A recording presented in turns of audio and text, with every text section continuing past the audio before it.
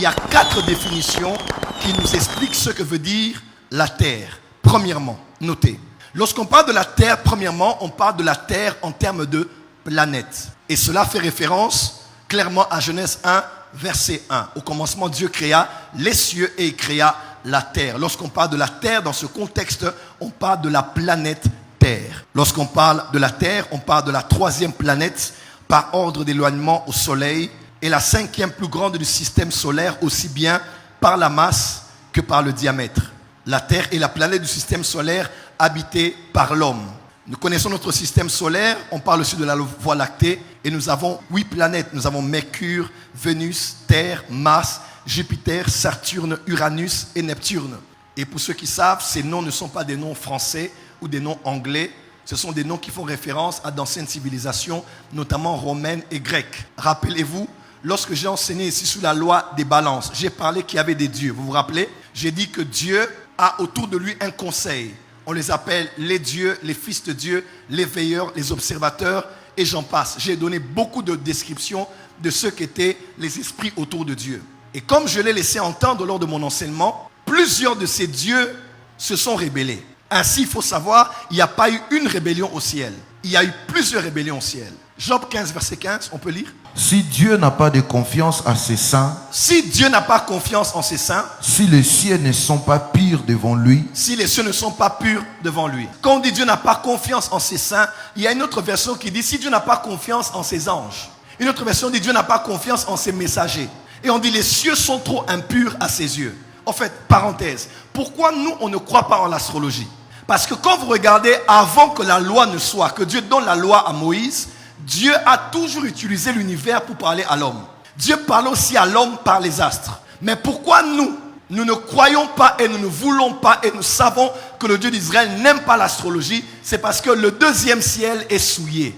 Le 2e ciel est impur à ses yeux. Lorsque l'ennemi a été refoulé du 3e ciel, pour descendre au 1er ciel, il est passé par le 2e ciel. Ainsi, lui ainsi que son armée et les esprits qui ont décidé de se rebeller avec lui, rappelez-vous, Apocalypse 12, verset 12 dit « Heureux ceux qui sont dans les cieux, ceux qui y habitent, mais malheur à la terre et à la mer, parce que le diable est descendu parmi vous animé d'une grande colère, sachant qu'il a peu de temps. » Lorsque le diable est descendu au niveau du 2e ciel, il en a fait son quartier général.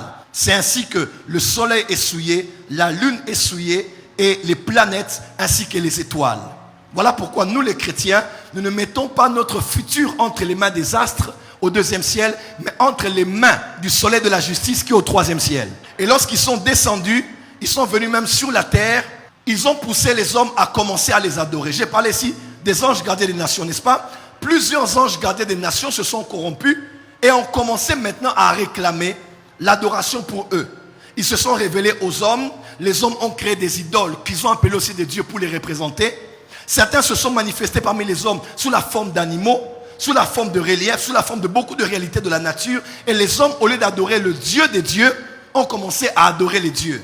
Et les dieux ont détourné la vraie adoration qui devait revenir au Dieu de Dieu et ils ont placé l'adoration sur eux. Nous croyons que Dieu est le Dieu des dieux et ce qui différencie le Dieu et les dieux, c'est parce que notre Dieu est le créateur et les dieux sont des créations.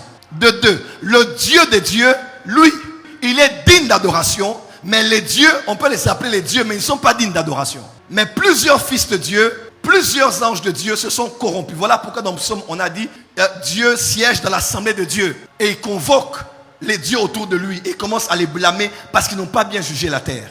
Alors pourquoi maintenant on a le nom de ces planètes? Remarquez bien, le nom de ces planètes sont les noms des divinités grecques, sont les noms des divinités romaines. On a placé tout le 2e ciel sous le sceau des noms des divinités. Quand on parle de Vénus, généralement, on a placé même ces planètes par rapport à notre calendrier gréco-romain. Quand on pense à lundi, on pense à lune. Quand on pense à mardi, on pense à Mars. La plupart des guerres autrefois se faisaient les mardis, le jour du dieu Mars. La planète Mars, c'est la planète rouge, la planète du sang. Donc les guerres se faisaient le jour où on versait le sang en adorant le dieu Mars, le dieu rouge. Mercure, c'est mercredi. Jeudi, c'est Jupiter. Vendredi, c'est Vénus. La plupart de tout ce qu'on connaît comme abomination sexuelle se passe généralement les vendredis, le week-end, où tout le monde a tendance à se relâcher, ne sachant pas qu'il y a des divinités dans les planètes, des divinités dans les sphères élevées qui régulent le comportement et les agendas des hommes sur la terre. Samedi, on a Saturne. Et dimanche, on a Sunday, le jour du Dieu soleil. Donc on parle ici de ces planètes, on parle du deuxième ciel et on parle d'un monde qui a été pris en otage par l'ennemi. Voilà pourquoi dans l'Apocalypse, on dit Dieu frappera le soleil. Dieu frappera les étoiles. Pourquoi Dieu frappera? C'est parce que les astres ont été possédés par des esprits. Psaume chapitre 121, l'un des psaumes de la protection divine.